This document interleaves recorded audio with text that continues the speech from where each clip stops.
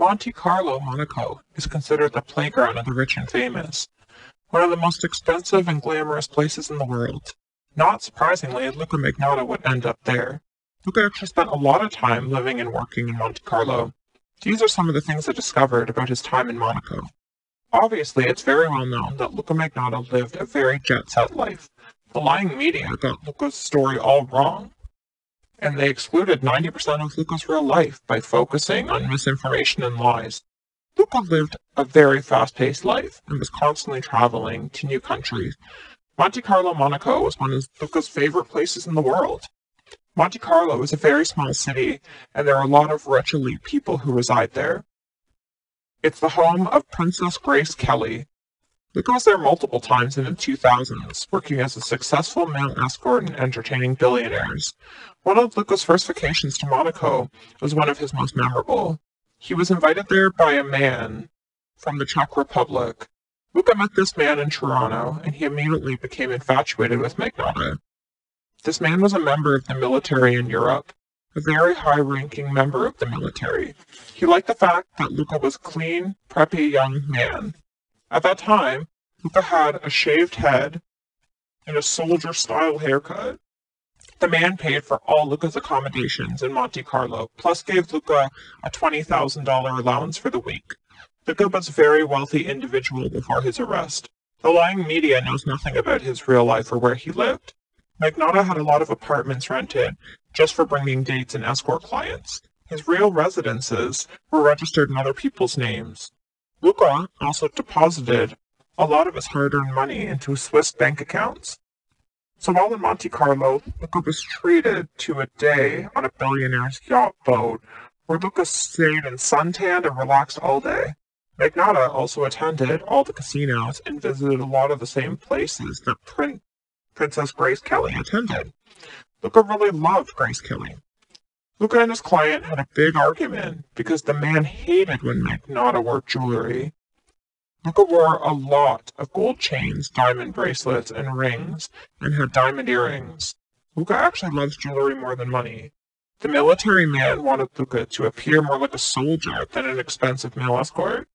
This man wanted to roleplay with Luka and hired other European young men to join Magnotta and let him inside the bedroom. There was a large wild sex party with at least 15 people and a lot of alcohol. This man enjoyed sadistic roleplay and confessed to Luka that he fooled around with soldiers under the control, that he assaulted a lot of them and against their will. Luka became a regular of this man and visited him in Prague, Czech Republic. Most of Magnotta's clients used his escort service again. Luka is extremely charming, and people I've interviewed say the same thing. Luka almost died in an automobile accident when he rented a Mercedes, blew a tire, and then his car crashed into the barrier. Thankfully, Luka was unharmed and walked away. Throughout Luka's life, he was in many, many car crashes. It's unbelievable how he's still alive. Well, in Monte Carlo, Luka's relatives would call him and ask for money. Luka never was close or connected to any of his relatives, but felt pity on them and would wire them cash to shut them up. Just like Meghan Markle's idiotic relatives. Magnotta never spent any time with his relatives. Don't believe the fake news or delusions.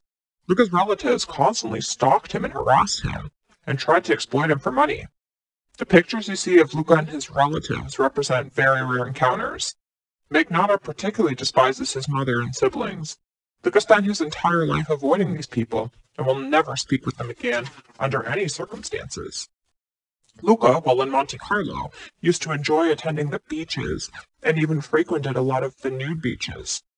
Luka does deny while in Europe that he was involved in sex rings, and he denies he was selling people, that he was drugging to the highest bidder. All coincidental events involving the cases of Madeleine McCann and Joanna Soprano in Portugal are merely coincidences, times, dates, and interactions. Luka had a lot of acquaintances and escort clients doing a lot of weird and bizarre stuff, a lot of illegal stuff, and a lot of perverted things in Europe. However, Magnotta has completely denied all of this. Luka was working with Nicole Fellinger There were two escort partners. Luka denies any involvement in her frauds, cons, or scams. Luka denies connections also to the case of Madeleine McCann and burglary allegations where people claim he broke into homes in Portugal with a gang of thieves and robbed people for money. Luka was a popular male escort in Portugal, and the real Madeleine McCann killer is probably Christian Brickner, who was in a relationship with Nicole back in Monte Carlo, Monaco. Luka was attending a lot of parties all night long, and through my research, he made a lot of important contacts, including a member of a foreign royal family who will remain unnamed. Luka has had so many exotic vacations and life stories. They're impossible to keep up with. The media usually lies about everyone and can go fuck themselves. People who have actually met Magnotta know that he is very classic and has a lot of charm and is sophisticated. Don't believe a word the ill-informed journalists say. When Magnotta's real friends go on the record to finally speak, people will be shocked to hear what they have to say. People are very jealous of Magnotta, so they try and constantly lie about him. Through my research, I've become amazed how many people are obsessed with Luka. Luka has traveled to Monte Carlo at least 10 times by my research. No one can ever trace Luka since he changed his cell phones weekly, used VPN IP addresses, and blockers for social media, and alias names to check into hotels. So all you so-called experts who claim you know about Magnotta are mistaken. I discovered Luka had an all-night fireside chat in Monte Carlo at the hotel one night with a client. People would be very shocked to realize what rich Europeans do in their sex slaves, including one rich client who disclosed he had a male, younger sex slave, whom him and his friends would take turns sitting on the young man's face and almost suffocating him, and filming it all for the dark web. Luka denies all involvement in any of these illegal European sex rings who kidnap people. Franz Rupert, a German pedophile Luka was living with in Berlin, needs to be examined and looked at a lot more. That man has a lot to hide. Luka knew him for years, not just in Berlin. The media got it all wrong. However, Luka highly recommends Monte Carlo, and most people there will dream to go on a vacation there. Luka does what others only dream of. So that's it for now, people. If you enjoyed, like, share, and comment. More to come.